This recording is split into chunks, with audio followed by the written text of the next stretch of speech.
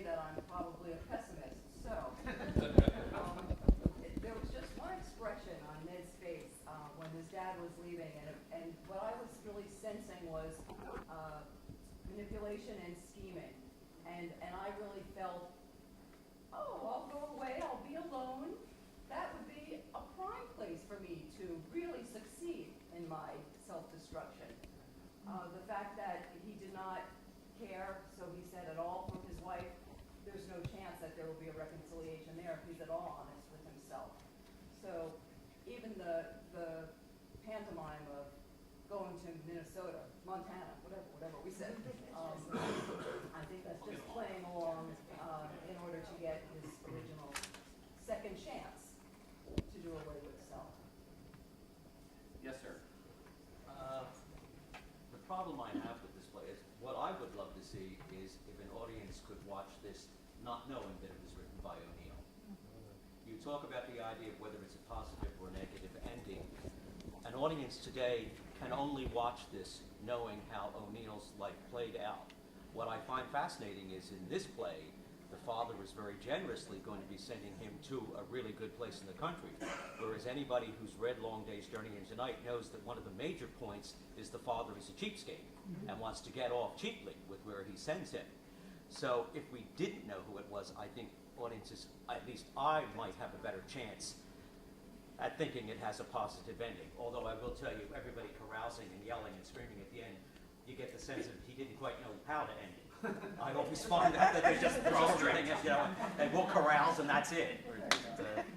But I have to, one thing I'm fascinated, for the father's costume, are there any descriptions in the actual play? Because when he came in wearing that ascot, O'Neill's father in real life was a very famous actor. And he has that kind of very actorly quality. Was that a conscious decision as far as that costume?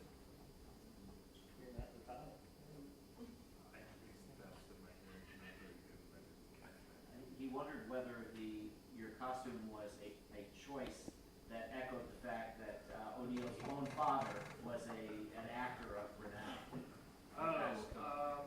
Actually, the costume is a choice of not having any money for wardrobe.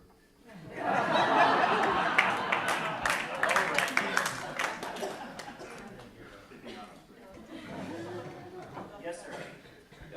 I'm interested in the relationship with his roommate, because he seems to have dumped all his frustrations on Jimmy, and I'm just wondering if demons need a place to go when they're exorcised.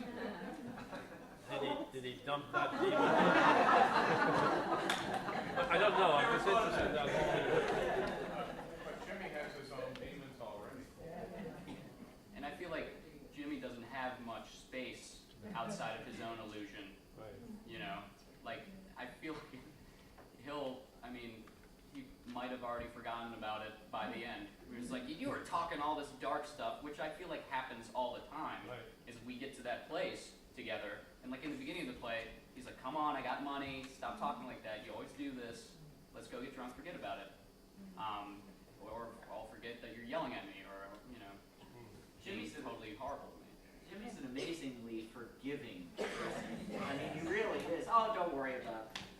Yeah, but he's the type that gets dumped on. And is that sometimes that typical in life that you dump on somebody that's willing to take it kind of thing. And I get that impression from his character that maybe that's where you're passing your demons on. Do you feel burdened, Jimmy? Do you feel like Jimmy, for all his sort of good-heartedness and simplicity, is a very lonely man.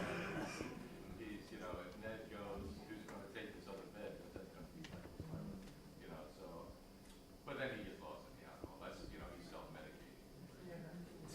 He's a tragic figure. And yet, it's his advice that Ned ends up following. Wise rules. Right. I just want to ask one question. Does anybody think that we should not have done this play because of O'Neill's wishes? Yeah? Yes. Tell it. Oh, why? Well, I was going to raise my hand and make a comment about the ending. The ending was mysterious. You didn't, maybe that's not the right you weren't sure because at the end he is celebrating with alcohol. So like maybe it was just his victory, like, oh, I got that, come back, but I'm not gonna do my thing with that. You know, so the ending to me was, you know, like puzzling. Was he gonna go back with that, or was he gonna just move on and stay in the life he was in? But I feel sometimes honoring someone's wishes is important. And, you know, when I found out that it was his wish not to do this, why do people do this? It came up Friday and Saturday night, and the answer that a few people gave us is that when he ordered this destroyed, he was a 24-year-old man. And at 58 or 60, would he still have said, I don't want that play done? And then another person last night actually said that art, once the artist is gone, belongs to all of us. So I don't know what your take on that, those statements. They were from last. This lady up here in the back? I was just wondering, where was the lone copy not destroyed found? It was found in the possession of a screenwriter who had been sent the copy by O'Neill's wife. And when the screenwriter, whose name escapes me. His wife, the screenwriter's wife had it. Yeah, well, after he died, then the screenwriter's wife found it in his papers, and it became, I guess, again, Yale University Press, I think. And then the New Yorker magazine ran it. So apparently, and Joe pointed out the other night, it was O'Neill's soon-to-be ex-wife who sent a typewritten copy of the play to her friend, the screenwriter, who never did anything with it. It was in all of his papers, and when he passed away, his wife found it, or his widow found it, and one thing It led just to makes you another. wonder, fate, how did that one cut, you know, if he really didn't, and I'm not saying that he had anything to do with it, but it was a fantastic play. And it makes me wonder if there was, you know. I just think as a writer myself, you might say you destroyed all the copies. You spend too much time and heart and pain writing, and even if you don't want anybody in the world to see it, you want it to be found eventually. You know? And the other thing is, the play was produced. Yes. It's not as if this was exhumed from some sort of personal file, or it was, you know, it was never intended for an audience. It was produced in New York. It ran for 2 weeks. It was reviewed in the New York Times. Presumably, it was reviewed in other publications. And, you know, the writer had second thoughts, but ultimately it had been seen. It had been in circulation. Yes? Yeah, I'm just kind of curious, what year was it ran for a short 2 weeks? 1920? 1920. Would it have been typical to be produced on a, did you say Broadway? Well, I think it was considered off-Broadway, right? The Provincetown Players. Yeah, but back then Broadway had hundreds of theaters. Yeah. It was really the key for them. What I'm getting at is that it's a one-act play that's extremely short. Was that a typical thing for somebody? I guess we might consider it off-Broadway today, but it was professionally mounted and seen in New York and reviewed critically, which is interesting. And your point is well taken. It's very short paced, but I guess at the time there was all variety of theater available in New York. And all of the sea plays are very short. They're all extremely short plays he was writing at this time. So this was considered to have been finished by O'Neill? This was a finished It was a piece. produced play in New York, reviewed.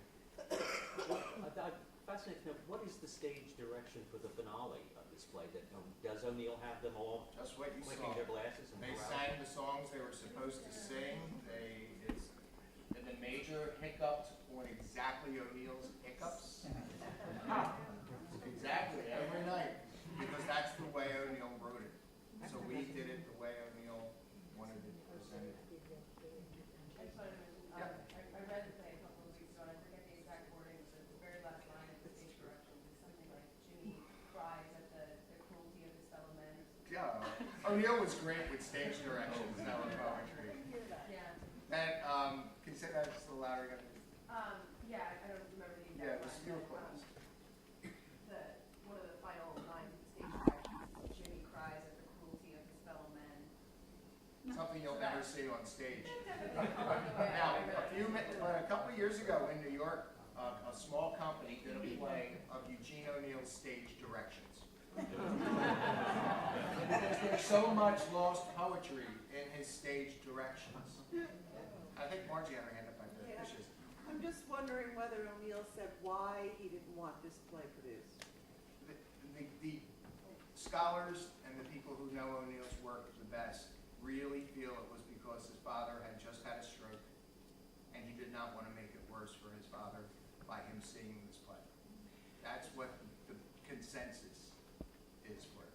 And I would think that that's a clue into this ending and into, whether that original question of whether it's hopeful or not. Because it seems to me what he's exercised, the exorcism is about shedding his responsibility to family and shedding any desire to retain a sense of self-worth. And so although he's, celebrating it's a new day, it's a new hope, his intention is to, as someone said there, fully pursue self-destruction. And if he's not going to be able to do it by killing himself physically, then he's going to go ahead and ruin his life, ruin his relationship with his father. And if O'Neill's real relationship with his father was at all strained, and if this is his own psyche talking, I can imagine him being ashamed of his lack of respect for his father, or lack of reconciliation for his father. We have to wrap. Before we wrap, I wanted something that came up the other night. A man asked Sean about what is the future, or remember he asked did he live a happily ever after? And Sean answered it, but my answer to that is, if you want to know how this future went after this play, read Long Day's Journey into Night, read Ice Man Cometh, read the classic O'Neill plays that this incredible American talent gave us, and you will see where this play led to. So right now, I want to thank all of you. I want to thank Kevin, these incredible actors, our staff.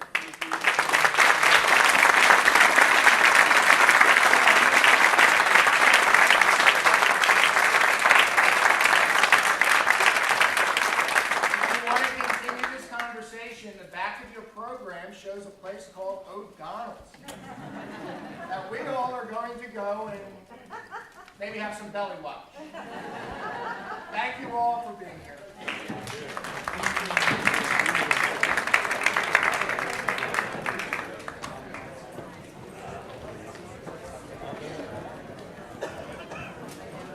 Jeff,